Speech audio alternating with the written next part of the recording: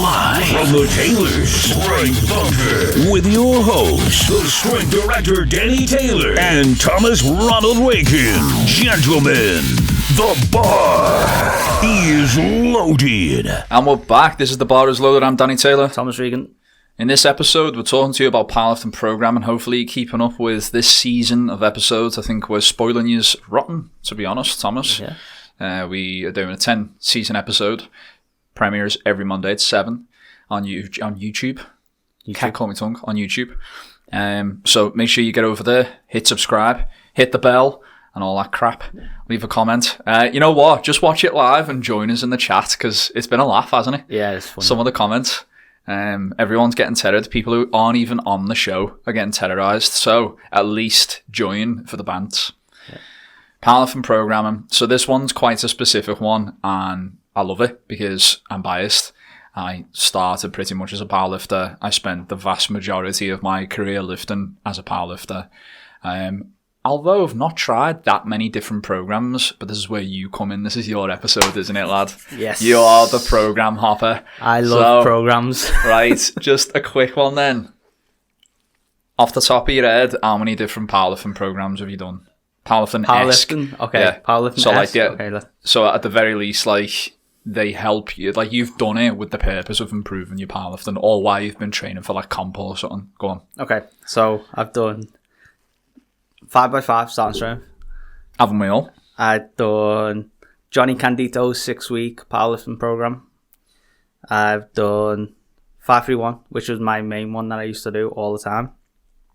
I've done PH3 Lane Norton, which got me injured, so that doesn't really count. And I've done Juggernaut Method. That's a lot of programs. And a lot AI. of programs. And AI. What one are you doing now? Is that the AI coaching, is it? The AI coaching. Yeah. Have you ever programmed for yourself? Yes. Right, so that counts too. Okay, so I did daily undulating periodization. My fave. Mm-hmm. What's been your favourite?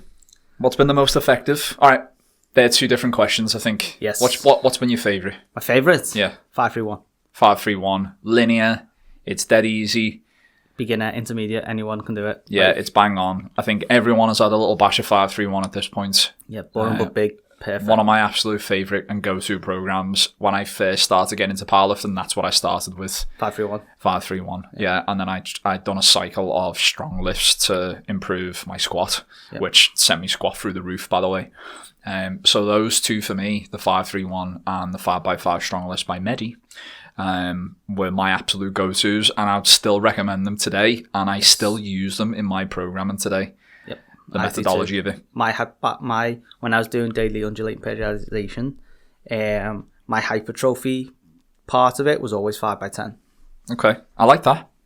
It works. I think that has been proven for decades now. That's about the stimulus you need in order to in order to grow muscle, in order to pack on the muscle you need and during the hypertrophy phase or whatever it is that you're doing in order to build a bigger engine so you can get stronger, and then just repeat that process all over again. I actually miss the 5x10s, honestly. People think I'm mad, but I enjoy the volume, you know, and I think it's because of, and we spoke about this on the previous episode 3 actually, the body image issues one. I think it's just our body types. Like, we can, as a result of us being ectomorphs, naturally skinny, naturally fucking coca noodles, basically, cheese strings, whatever you want to say. We boss them coca noodles, you know. You like them? Yeah. Chicken noodles and that. You want the chicken? You ever had the bacon ones? No. Oh, you're missing out, fella. What you can do is, though, you can add actual fried bacon to the chicken noodles. Game changer. Get it done. Extra calories. Extra calories. If you're an ecto and you listen to this, get on the coca noodles, and then you won't be a coca noodle. So there is a little bit of a philosophy in there, or whatever. Tangent.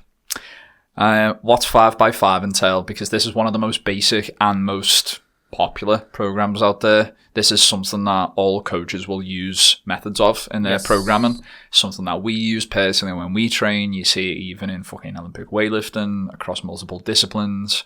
Why 5x5? So for me, I always give 5x5 to beginner clients or who are just starting out on powerlifting, even though it's a strength like program, because it just gives you the foundation. It's really, really, really submaximal, like 50% of your 1 rep max to start with, and you just build on your technique, you build on strength, and as you're a beginner, you can recover faster. So Bang on. 5x5 is the best program for you, in my opinion. I agree, because of how linear the progression is. Yes. It's very easy to follow as 5 well. kilos, There's 2.5 not kilos. a learning curve, really. No. You're doing big compound movements like what you've said, and you're literally squatting every day, right? Yeah, you squat 3 times a week. Yeah. Deadlift 3 twice days. or one. Yeah, 3. Yeah. So it's a 3-day program. Squat every day, and then I it's remember- alternated AB. I remember like B, going AB. into that thinking, this is a lot of squat volume. But then when I started it, you adapt fast, don't you? Yes. And then that was the difference for me, by the way, when I started the 5x5 strong lifts, for being able to break a plateau in my squat. Because for so long I was chasing the singles. Yeah. And that was like the biggest mistake you can make. You get your newbie gains, obviously, but you've obviously got to be able to build a bigger engine in order to move these heavier weights, the heavier singles later. Yep. And I remember getting me 5x5 up to me 1 rep max, and then the confidence that gave me, and then repeating that process even later on in my lifting career, using 5x5 as like a precedence, as like a marker, almost a milestone, knowing if I can do 5x5 with something, I can gauge what my 1 rep max could be, or what I can push it to, based on what I'd worked up to with 5x5. I would say downsides to the program, lack of variety. If you are a little bit more advanced, if you've got a few years lifting under your belt, it might not suit you. Yeah, I wouldn't go near it if I was. I would use the 5x5 method maybe for like the main lifts, but then you need some more variety in your sessions. Yeah.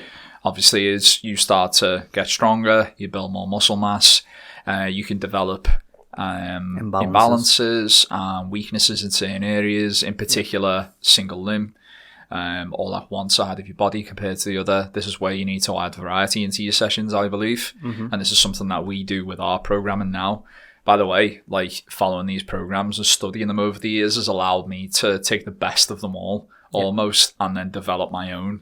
So I take aspects of 5-3-1 and I take aspects of 5x5 and Juggernaut, and I apply them to my training, but I use daily undulating periodization, so it's very specific programming that I'm adjusting every day based on the athlete's progress and feedback from the previous day's session, if that makes sense. Yeah. And I've found, after just trial and error over many years, I've found this is the best way to do it, and it's always based on percentages, because then it is more specific. I think when you're a beginner, you can get away with using RPE a little bit more and self-regulating, auto-regulating, just because you're still going through like the newbie game process. You tend to be able to push beyond your 1 rep max quite frequently because you don't know what you're actually physically capable of when you start. I know a lot of people who just need to do a few weeks of 5x5 or 5-3-1, and then they can exceed the 1 rep max just because they're given the muscles, the stimulus they need to grow and get stronger and push a 1 rep max, whereas previously they weren't doing that or weren't doing anything at all. So I'd say, the pros of 5x5 is that it's very accessible. Anyone can do it. You work every single muscle group in the body, 3 days a week, all compound movements. In terms of bang for your buck as well, like you're in and out within an hour most days, depending on how heavy you work, what percentage range you're working at, and what your experience level is. It's done pretty quickly. It's dead easy and straightforward. And you will get strong fast. Even if you're experienced, you will get strong fast from using that method with your top heavies. Even if you're doing a different program, you can apply the principle of just progressive overload, increasing the load by 2.5 kilos it's each 5 kilos day. for lower body and 2.5 for upper body, I think. Or you could even probably do 10, like 7.5, 10 kilos for lower body. Maybe you could get away with it for your deadlifts. I think it depends on your experience level. I think the less experienced you are, the more you can get away with that. And it's only because the more experienced you become, the more complex your recovery system is. And the more at risk you are of getting injured as a result of that. If you're doing, was it 5x5 deadlift? I don't think it was it? When? It used to be 5x5, everything. No, but deadlift was different, wasn't it? 1x5. 1x5. But I didn't like that, so I changed it to 3x5. 3x5, yeah. But it's supposed to be 1x5. I agree with the volume there. You're doing it 3 days a week? Yeah, so it's like ABA and BAB. ABA, yeah. Yeah. Oh, yeah, and then the following week, BAB. Yeah. Yeah, because you got overhead press in there as well, haven't you? Yes. Yeah. Which, from like a powerlifting perspective, it's not going to cross over to the skill of the sport of the bench press. But generally speaking, like it's still helps because it builds your tricep. It's going to help somewhat and add some variety in where you might be missing out with like the vertical press and strength, for example, and just all round being able to like move in that way and do like as I said, the vertical push there. Yep. And then cons is that lack of variety for sure. It's not specific to powerlifting, really. It's definitely not specific to powerlifting. It is a tool that can be used by powerlifters, but not specific to powerlifting. So I think that's good. I think if your experience is not for you, and I think if you try to do it at the level you are, you're probably going to get injured because it's pretty intense, especially at the rate that you progress. Yep. I don't think like the likes of me and you could do 5x5 and not get injured after 2-3 weeks after squatting three times a week. It'd be a very small block if we did do it, but yeah, I think it might be useful coming back from like an injury or something. So I'm thinking about like me now. Yeah. Thinking about where I am. I honestly feel like the numbers that I'm doing right now are so low compared to what I'd do when I was at my peak. I could get away with doing it every day, and I'd probably benefit if I was able to stay injury free. So I think this is like a good segue for just highlighting the importance of recovery and listening to your body. So like, you know when to push and when not to. Don't always follow the program to the absolute letter if you're hurt. Like, you need to be able to mix things up and be dynamic and change things and not always push. Go against the grain when you feel good, but don't always push if you're obviously going to set yourself back and injure yourself. What are the cons, would you say? If any? I'd say what we've just said. So it's not powerlifting specific. Yeah. There's not much variety, and when you get to a certain point as well, and you start getting muscle imbalances, there's no like accessory movements to do. Variety, yeah. Yeah. So, what about pros? Any more pros that you'd add on? No, I like it. It's like 45 minutes to an hour in. In and out, innit? In and out. Compound Boss movements. for beginners. Entry level powerlifting program. Yeah, for sure. And then think about progressing to 5-3-1. Yeah, from there. An intermediate program. I think as well.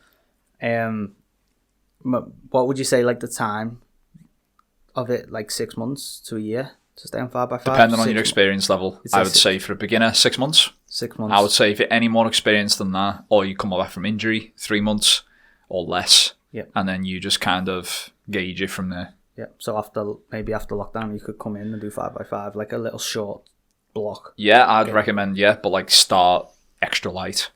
Mm-hmm. I think it highlights that when you first start the program anyway. I think it wants, and then build up. Yep. I think that's amazing in terms of, so that's another pro. I think that's amazing in terms of building neural pathways, neural pathways, muscle memory, being able to just train and build like a robust system, build robust muscle. Yeah. You're constantly hitting those lifts, building the movement patterns. You get into a routine. Yeah. The principle of frequency as well, which I love and I'm a big advocate of, is like it's really high frequency. You're doing these movements very frequently. Yeah. Therefore, it is more sport specific in that sense. So I think it's a tool that can be used, but not overused. At the same time, you've got to know when to push, when not to, have the awareness. And definitely progress to 5-3-1, which is our next one. Yep. What is 5-3-1, Thomas? So 5-3-1 is a 4-week program. So you do 4-week block. 4-week block, yes. Yeah. 4-week block. So you have 1 week you do 5s, 3 sets of 5, and then you do next week you do 3 sets of 3. This is all based on your training max as well, which I like. Yes. So it's always start extra light. Yeah. It starts at 90% of your training max, which I love. So it's technically, 80% of your 1 rep max? Yeah. Beautiful. I think it's like 60, 65, 70 Sounds about right. For the 5s. Yeah. And then the 3s are like 80, 85, 90. No, that might 70, 75, 80. Yeah, something like that. Yeah. And then The last week you do your It's up to 95%. Yeah. Yeah. Ish. And then I think for the last week you do 5 reps at 75, 3 Or reps more. at 85 or more, and then you go for your heavy singles and wrap set. So the last set is all more, isn't it? Yes, And that's the first two weeks, and then the last week, from memory, it's just one, isn't it? Yeah, but you can still AMRAP on that. You can still AMRAP on that. Well, I did anyway when I did it. There's so many different variations, isn't there? Did you ever do the 5-1, 3-5-1 for powerlifting? 3-5-1. No, I never did that. Beautiful. I ran that for 2 competitions when I first started, and unreal. Even like in terms of attempt selection, bang on. Yeah. And I still base my attempt selections on those percentages now. Numbers, Yeah, so it's like openers are 85, 87%, depending on your experience level. Yeah. I think that's fucking bang on that. That's what I would say, and I'd recommend for anyone. Something that's like extra light that you're definitely going to get every time on a bad day. That was the rule. Something you can do on a bad day for like 3-4 reps. Yeah. And to me, 85% of your 1 rep max is that. Yeah. And I To think build that's bang on. confidence in the competition to just get over and done with your first attempt. Yeah, so in terms of like where you are in your training career, your training journey, we'd say strong lifts. Yeah. Then you progress after a year or so. This is assuming that you're a beginner, by the way. Yeah. You progress to 5-3-1. After that, I'd say run that for a while. I ran it for a year. a year months. at least. No, 18 months. Well, I ran it for 18 months before I went One with Adam. full training cycle is 12 weeks. So if you can run a 12-week block and then evaluate, assess, see what progress you've made, see what you can improve, then you can maybe start thinking about what, like if you're working up to a competition, as an example, you can start with the boring but big, which is the one that gives you the best bang for your buck. And it's boring but hard, big. but it gives you so much value. And then you got like So Joker sets. boring but big, by the way, could you just explain what that is? Oh yeah, so it's so what I did differently to what it says in the book is that you do your 5-3-1 bench, like you do your strength sets, and then you do your hypertrophy sets, and you just do your bench Same again movement. at 50%. So much volume. But I didn't do that. I did if I did bench from the strength sets, I'd do a low body, so I'd do 5x10 squats. Oh, right, okay. And I know there's so many different like templates that you can use, isn't there, in the manual itself? So I ran either boring but big. I ran Joker sets. Yeah. Joker sets are Love brilliant. Joker sets. If you helps you auto-regulate. Yeah, and if you feel really good on that day, just That's the fucking smash idea it. of it, isn't it? That's the principle. If you're having a good day, go for it. The problem with that is that you can get carried away. You can let your ego get the better of you. Do you remember get when injured. Do you remember when I did it? Vaguely. And when we were in the old gym, and I remember I was Joker like, sets. I was like, I want to do another one. Spot me. I was like, I want to do another one. He was like, no, leave it there, because obviously my ego is probably going to be... The idea isn't it, is that like you've always got to know that you've got a couple of reps in reserve. You've got something in the tank so that you can recover appropriately for the next session. Sorry, I'm just checking my progress from my 5-3-1, if that's okay. Yeah. Have you got it up there? Yeah, I've got it on my... because I remember doing I've got data from fucking years ago. Somewhere. Okay. Recording my progress, but I write all mine down. I'm old school. What have you got? So, October 2017. Long time ago. Squat, 117.5 kilos. This is my estimated 1 rep max. Yeah. My bench was 82.5 kilos. Yeah. My deadlift was 160. Right. Now, Yeah. April 2018, so that's 6 months, isn't it? Not even a full year, 6 months. Yeah. My squat went up to 170 kilos. Jesus. My bench went works. to 102.5 kilos. Unreal. My deadlift went up 2.5 kilos. 2.5 kilos, sorry. 205 kilos. So it went up 45 kilos, my deadlift. Oh, right, okay. My squat went up 52.5, and my bench went up 20 kilos in 6 months. Shit. Which is good. Well, I'll tell you what, Thomas, hold that thought. We're going to go to little boy's room. We're going to have a little pee-pee, and then we're going to come back and talk all about 5-3-1 and everything else, Juggernaut and all that, and all the stuff that you've done in part 2 of the Powerlifting program. Why do we do this every time? You say the bar is low, I say the episode of the episode of the episode, and I just the title say of the episode. The actual thing. We're both right. Yeah. Okay. Yeah. See you in a bit.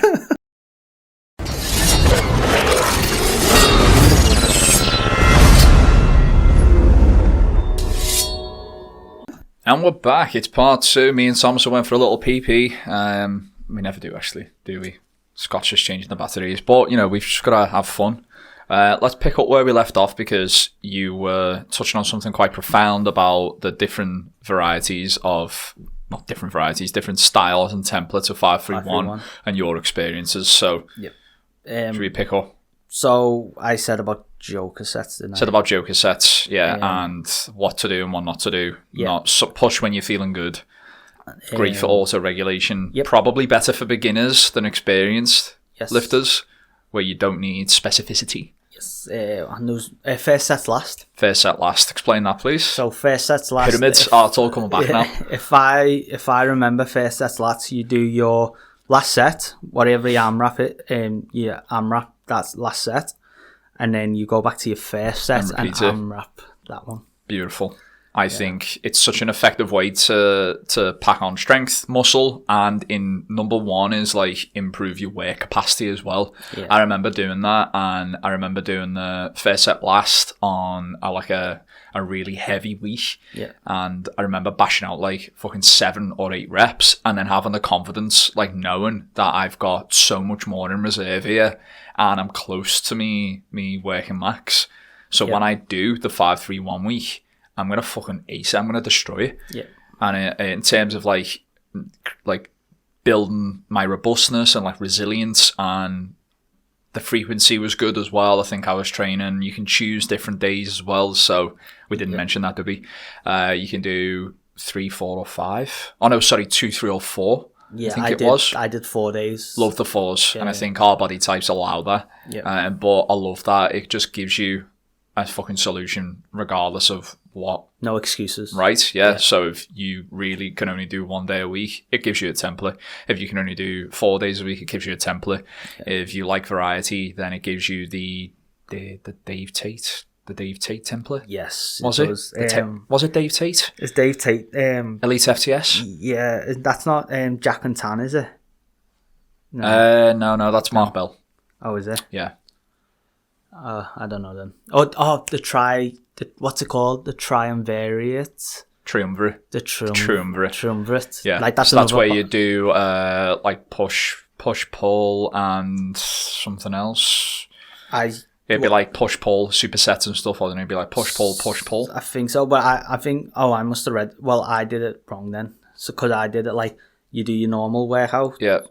And then you do an accessory to supplement that. Yeah. And then you show muscles. Yeah. So push downs. Yeah, so it'd be like a push, pull. So you do push primary. Yeah. Pull for your back. Secondary. Yeah, rows. And then you do tertiary would be a superset of push, pull, essentially. Yeah. So superset bicep curls with push downs. Maybe? Yeah. So we'd use like the squat as an example. You'd have the low bar back squat. And then to supplement that, you'd have leg press. Okay. RDL, right, yeah. So as the pull, or a deadlift variation of sorts.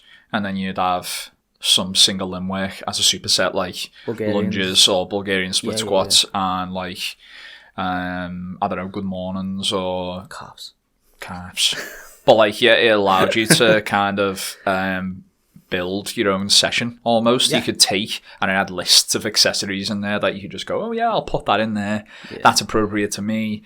Like you could really fine tune it to your strengths and weaknesses and make it your own. Fantastic. I'm definitely tempted when I come back to do a cycle of 5-3-1. I'll probably run strong lifts just to get myself back up there with like low, because I've not been doing low bar for, I can't remember last time I've done low bar when I've been mucking about showing someone with an empty bar. That's it. Yeah. Otherwise, exclusively high bar.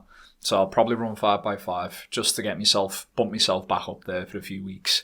Deload, start 5-3-1 in full, and just fully embrace it. Six months of juice. Yeah, 6 months of 5-3-1, you'll be jacked.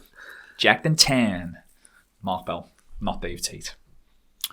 There's so many different templates, isn't there? Yes. We could keep going. Yeah. We could just do a whole episode of 5-3-1. Pyramids. Didn't even talk about the CrossFit one. I done a CrossFit one. A CrossFit one? Yeah, so I done this when I was training jiu-jitsu in the night, powerlifting in the morning. I would use the CrossFit. I'll basically do the 5-3-1 as usual, the week of 5s, the week of 3s, the week of 5-3-1. Yeah. And then you wouldn't do any supplemental exercises. You would literally just do like a CrossFit finisher at the end. You'd be in and out in an hour, but that CrossFit finisher, man, oh my God, ridiculous. Was it like a circuit? Or? 5 or 6 exercises, and yeah, it'd be circuit style, and you'd have to complete them in the shortest time possible, or it would be the AMRAPs in a given time, or whatever it would be. And you could just chop and change templates and exercises each day that you went in. Yeah. So in terms of like fitness at that time, I was at my absolute peak, and strength in relation to my fitness levels, my absolute peak, because I would go to like Belvale Gym on a Friday morning, right? Dead early on a Friday morning, go and do me 5-3-1, do me little CrossFit finisher, fucking clean and press and all that, when I had no idea about Olympic weightlifting, and it was a fucking mess, by the way. And then I would go to the Asda, get loads of chicken legs, go home, get the form on the go, eat them, have a bag of grapes, go a kip, get up, have a coffee, go to jiu-jitsu, absolute madness, and just do that fucking every week. And you weren't feeling like fatigued or anything from honestly tired, but like once you got started, once you woke up and you'd done the warm-up, you'd be flying. You get like you get that second wind sooner. Yeah. And as an athlete, you only know that when it happens. It's difficult to describe, but like you get like a surge of energy from somewhere. Yeah. And you've got to do cardio to know what that feels like. If you ever play footy when you was a kid, you'll know what I'm talking about, and you'll know like 1 minute you're totally fucked, like halfway through the game, and then you get a bit of a second wind, like 20 minutes to go or something, bit of an adrenaline boost. Yeah.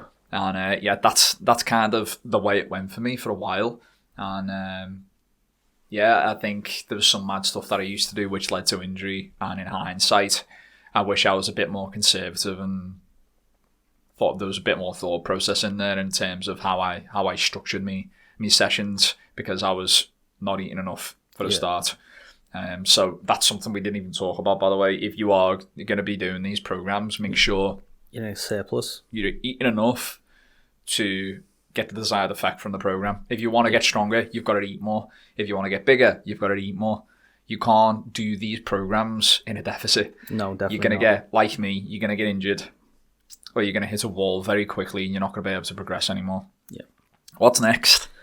Juggernaut Method. Juggernaut. I've read the manual, the whole fucking thing. Yeah. So I'm aware, but it was a long time ago, and I know you've done this more recently, and you're doing AI coaching now. Yep. But talk to us about Juggernaut Method. So Juggernaut Method is it's a 16-week program. And I like that. That's different. Yeah. Straight away, I'm like intrigued. Yeah. So it's a long-ass program. Would you say it's catered more to someone who's like an intermediate to advanced? I'd say... Or beginners as well? Definitely not beginners. Maybe, because there's a lot of auto-regulation in there. But I would say intermediates, high intermediates. So I think like if me, you, Scott ran Juggernaut Method, I think we'd find really good gains from it. I did. So anyway, so there's a 16-week program. Yeah. It's divided into 4 weeks. So you got the 10 waves, microcycle, the 8 waves, the 5 waves, and the 3 waves. Mm-hmm. And then obviously when you got the 10s and the 8s, high volume, low intensity, and then it just like that swaps for high intensity in the 3 waves and the 5s and the 3s, and you're working so maximally that you're just making like.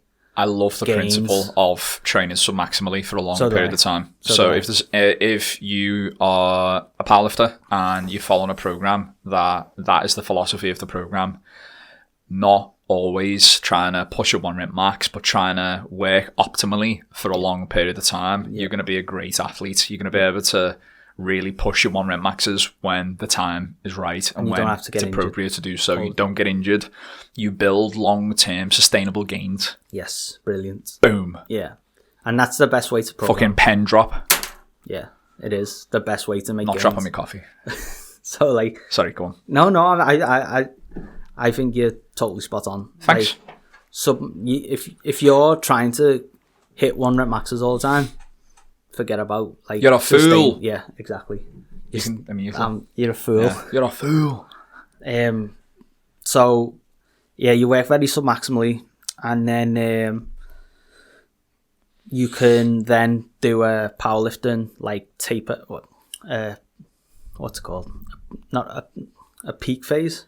Yeah. What you'd call like a run up to competition. You could do like a peak phase. Yeah, peak block. Yeah, so there's a peak block in there too. Yeah, that it you can do involves for like powerlifting. really pushing the singles and the intensity, lowering the volume, and tapering off is the buzzword, isn't it? Yes. But it's true. You are essentially trying to cruise into the competition without maxing out, without burning out, more appropriately, without getting injured, hitting yourself. You nailed it. Yep, and I made good gains from it. To be fair, I mean, good gains. Not as much as I did with 531, but it was still good enough. So I think at the time my 1 rep max for my squat, my estimated 1 rep max for my squat was 170, 180.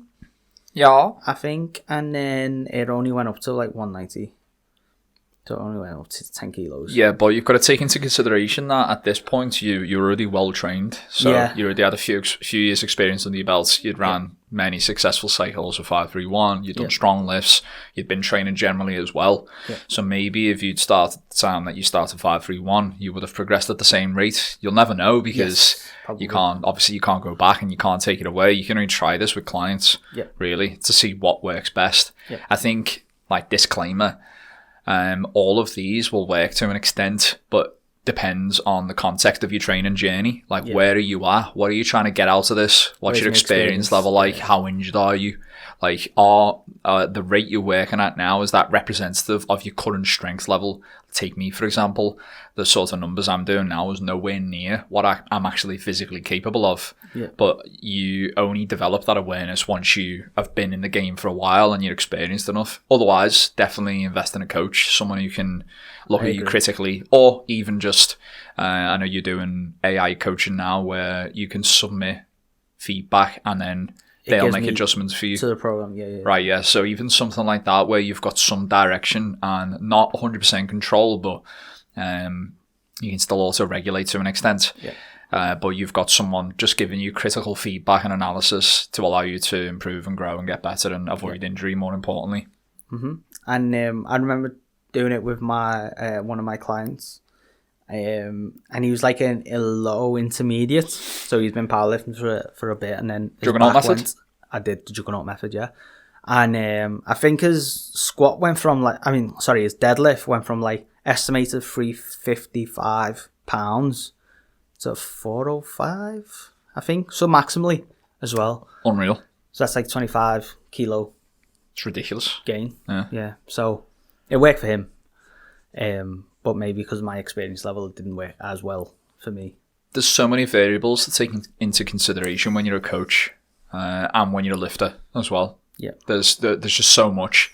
Like, not one shoe's going to fit all with this sort of thing. Yes, I agree. You've got to be like super dynamic with the way you program, which kind of brings... is there any other programs that you want to segue to the next point? Well, I was going to say, with the Juggernaut Method, like, I didn't really do their accessories. I did my own. So I ran DUP with... Daily undulating periodization? Yes. Just to clarify. With Juggernaut Method. So I did the Juggernaut Strength. I like that. Boring but big 531. And then the power sets was like 5 singles for like 85%, 90%. Easy bastards.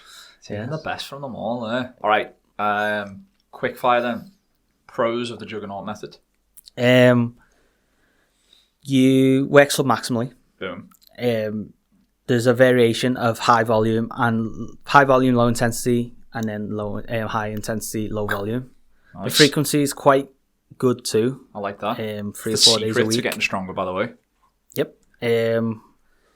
What else is it good for? I think it's good for low intermediates. You can make a lot of good gains from it. And stay shift forever, and you'll get good. Yeah, and I think that's it. What about cons then? Cons? Yeah, quick fire. Not good for advanced lifters. Yeah. I wouldn't try that. Why though? Because I just don't think it's powerlifting. I mean, I don't think it's specific to lifting heavy. Okay. Obviously, it takes longer to recover when you're an advanced lifter. It does. So I don't think I think you need more personal coaching when it comes to that. Something a bit more specific. Yes, definitely. Yeah. I actually got injured on the program. I hit my rotator cuff muscle, so maybe it was too much for me, like volume wise. Yeah. But overall, I think it's a good program to Check use. it out. Chad Wesley Smith. Sorry. One more thing. You do AMRAP sets on your 10 waves, like 10s, 8s, 5s, and 3s. So you can auto regulate because it changes the percentages. Similar every to week. 5-3-1 in that respect, then, where Yes. if you're feeling good, you're having a good day, push. If you're not, don't. Just do the reps and move on. I like that. All right. What do we use right now? So I use DUP, Daily Undulating Periodization, with my own kind of special brew, if you like. So the way my programs work right now is that we have the competition lift, whatever it might be. I have the lifters work up to a relatively challenging single, depending on where they're at in the training cycle. Context matters here, by the way. So this is just me talking about my programming generally, which is why I'm happy to talk about it, because why am I sound waves quiet? Why? Fuck knows, but they are, and I don't know why. I don't like it. So I don't like it. This program sound waves. Is it not working? Yeah, it's fine, but I feel like I need to come closer to the microphone. Is it good? We are good. We're live. Well, look, we'll just deal with it when we. I've not touched anything, have I? So this is going to be the Taylor's quiet episode. Fuck knows. Taylor's all training settings method. are fine. So I don't know. Am I just whispering? Fuck knows. Right. So daily undulating periodization. We work up to a relatively challenging single. And the reason why we do that is because we're training for sport and we need to do sport-specific things if we want to be the best, right? Or we want to be able to put on the best performance at comp. So we'll usually work up to that, and then we'll do back offsets. The back offsets will depend on where the lifter is in the training cycle. Okay. So if we're doing hypertrophy, then you're going to be seeing a lot more sets, a lot more volume there with the same movement. And that could range from your 5-3-1 style 5 sets of 10s, your boring but big with the same movement. It could be your strong lift template of 5x5 if we're in a bit of a strength block. Or the volume could be even lower if we're starting to creep up to competition, or try and push the top single further and increase a 1 rep max. Context matters. And then from there, it's very individual. We will tend to program exercises that complement the main movement, first and foremost. And then everything else that comes after that is specific to the opposite muscle groups that you'd work that day. Okay. So again, push and pull, for example. So if you've done a bench press one day, you'd do something that would supplement the bench press as an accessory. And then you would do a movement like rows or something, the opposite. And then you'd get into single limb work depending on where you're at in the training cycle. And that is usually like a superset or something. And I'll use, Bulgarian split squats, supersetted with single leg RDLs or something of that ilk. And then, the tends to be like a bit of a mobility thing before we start as well, and that is specific to the lifter too. And then depending on the personal goals of the lifter, they might have like a little bit of a finisher, or I might ask them to do some specific mobility again if they've got some underlying issues in that department. And also, why are we losing more volume? What's going on? It's just like the sound waves are like so low. I think we're going to be okay though. But have I moved? Maybe that's what it is. Or am I just like squishing the wire or something? Fuck knows, but we're going to keep it authentic here on The Bar is Loaded. We're back. I don't know what the fuck's going on here. Thomas, it's you. It's because you went off on a tangent before. Honestly, all the settings are fine. I haven't fucking touched anything, so we're just going to roll with it, aren't we? As we always do. Yes. So that is the gist of my programming, Thomas. That's where it is right now. It works. I ask for feedback every single day. And I will make adjustments based on that feedback. I send sessions out every single day based on daily undulating periodization. I very rarely send out a week block or 2 week block or whatever, unless someone has asked for that, then I'll do it. But I much prefer being kind of boots on the ground, I'm getting real actual feedback that I can do something with that information, which is why having a coach is so important, because you can fine tune the athlete's programming and therefore performance. Yep. So that's kind of where I'm at. Could you give us a summary of what you do with your programming? So right now we've got a few minutes. So mine's like the complete opposite to yours. Yeah, go ahead. Fire. Obviously yours is all personalized. My programming, what I do for my clients. Yeah, what methodologies? Yeah. So I either do block periodization or daily undulating periodization. Nice. Depending on where they are in the cycle, basically. Yeah. So we're quite similar in that respect. Yeah. So like for the strength blocks, I like to do DUP, and for the hypertrophy blocks, I actually like to do block periodization. Yeah, I think there's definitely more room to muck about during like a hypertrophy phase versus a strength block when you're starting to get closer to the important time of pushing singles or going for comp. I agree. And with the hypertrophy, I feel like I can do a lot more and a lot different things compared to the DUP side. The DUP, I just have strength block, hypertrophy block, power block. Peak. So... No. Power, yeah. Power, so hypertrophy, strength, and lost me trail of thought. Yeah. So for DUP for my strength blocks, I do strength, hypertrophy, power, and that's it. They're the three things I do. And then when it comes to hypertrophy, I'll do like a top set of like 10, and then down sets of 10s, and then I'll just build on that basically, and like do accessory works and all that sort of thing. I like that. I think we definitely share some similarities in our methodologies. But let us know what works for you. What programs do you follow?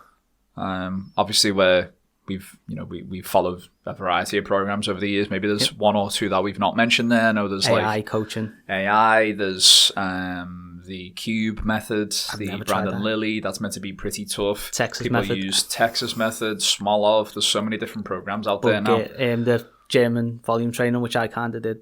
Context matters, GVT. Context matters. So just do your research, ask a coach, and let us know what works for you and what your experiences with powerlifting programming is. Hopefully you've learned something nice from that one. I thought that was a good one. You've learned something valuable. We could have went on for a while. That could be a part 2. Scott's given us the old, we need to stop here. So we'll call it there. Scott. Anyway, fuck's sake, Scott. We'll call it there. Stay strong, stay healthy, and fuck COVID. See you later.